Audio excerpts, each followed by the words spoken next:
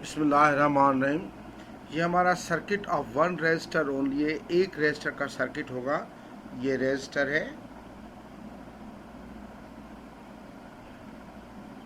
और ये connecting wires है, ये बैटरी है। इस बैटरी का ईएमएफ सपोज वी है। हम हमेशा इनमें कंसीडर करेंगे ignoring internal resistance of the battery.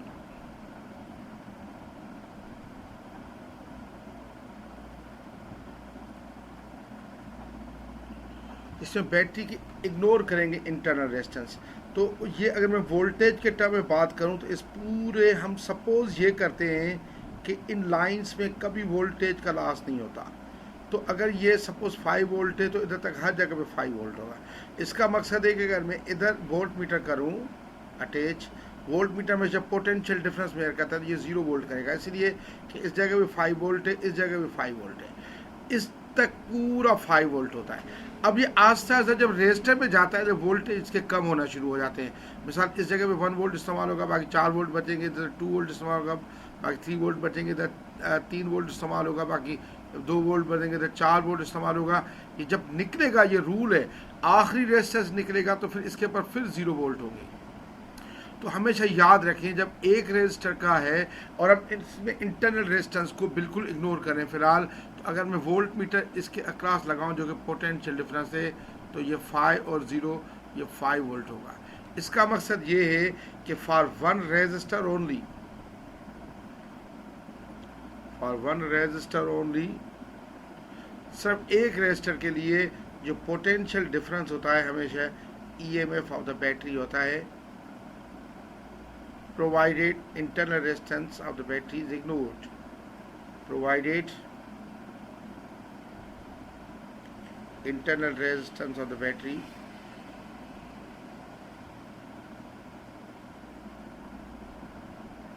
is ignored or negligible. अच्छा, अब आप देखिए सर्किट को सॉल्व करता हूँ मिसाल के तौर पर।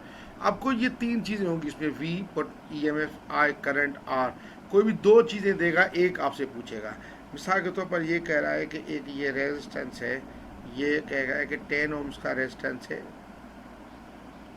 और इधर सपोज इसमें 5 वोल्ट की बैटरी लगी हुई है। पता है इसमें करंट कितना होगा? तो देखिए अगर इधर 5 वोल्ट तो इधर तक 5 वोल्ट होगा और इधर होगा 0 वोल्ट। तो इसका पोटेंशियल डिफरेंस भी जो आएगा वी, वो 5 वोल्ट होगा। आर है 10 ओम्स, तो आई निकाल देंगे। आई इज इक्वल होता है V upon R, V upon R या V is equal I R. तो आई इज इक्वल वी है 5 अपॉन 10, 5 अपॉन 10 हो जाएगा 0.5 एम्पियर्स, यानी इसमें 0.5 एम्पियर्स का करंट है। इसी तरह मिसाल के तौर पर कभी कभी आपको ये दे दे कि सपोज ये कहता है कि ये रेजिस्टेंस है, ये कहता है रेजिस्टेंस आपको वैल्यू दे रहा है कि ये 2 ओम्स का रेजिस्टेंस है, इसमें 1 एम्पियर का करंट जा रहा है। बताएं इसका जो ईएमएफ बैटरी का क्या होगा? तो आप देखिए इसमें 2 ओम्स का रेजिस्टर है, तो इसका potential difference V is equal होगा आई आर। तो V इज इक्वल टू आई है 1 इंटू 2 वोल्ट। तो ये हमारा इधर पोटेंशियल डिफरेंस 2 वोल्ट आ गया इनके दरमियान। अगर ये 2 वोल्ट है तो ईएमएफ भी इसका यकीनन 2 वोल्ट होगा।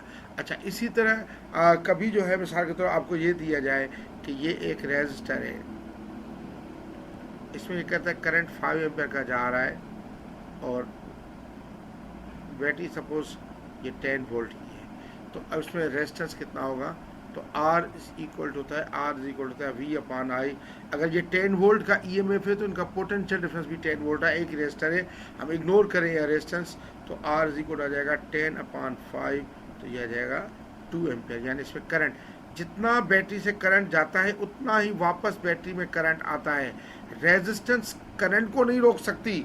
बच्चों के जहन में होता है कि रेजिस्टेंस करंट को रोकती है। नहीं मेरे बच्चों, करंट को रेजिस्टेंस नहीं रोकती। रेजिस्टर जो है एनर्जी यूज़ कर लेता है या वोल्टेज यूज़ करता है, क्योंकि वोल्टेज पर यूनिट चार्ज जो है यानी energy per unit charge voltage होता है या पोटेंशियल डिफरेंस होता है। अगर ये 10, अगर ये मिसाल 10 वोल्ट, इधर तक 10 वोल्ट है, तो आस्ता आस्ता जैसे इसको ओवरकम करता जाएगा, कम होता जाएगा, जब इधर निकलेगा रूल है हमेशा 0 वोल्ट जाएगा। इसमें करंट इस तरह एडजस्टेबल होता है खुद ब खुद।